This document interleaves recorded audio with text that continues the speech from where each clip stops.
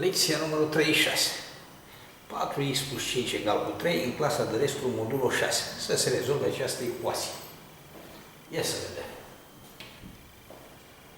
4x egal cu 3 minus 5. 4x egal cu minus 2. Minus 2 egal cu 4. Pentru că 0 egal cu 6 în clasa de restul. Deci, 4x egal cu 4. Ia să vedem aici la mulțime. 4 înmulțit cu clasa de restul 6. Deci are 0, 1. Deci înmulțim. 0, 1, 2, 3, 4, 5. Urmim între 4 înmulțit cu ce număr de 4?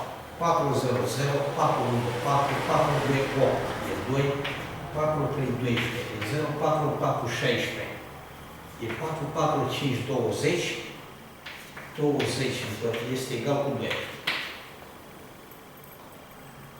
Uite la 6. 6 ori 3, 18, de rest cu 2.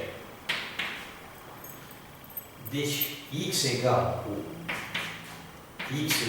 1 și x egal cu 4. Uite, 4 ori 1 fac 4. Și respectiv 4 ori 4 e 16 și vine 16 împărțit la 6, 6 ori 2, 12, respectiv 4. Soluția x egal cu 1, x egal cu 4. Deci, trebuie să știe clasa de resturi, fără tabela de înmulțire mai greu de aflat soluția.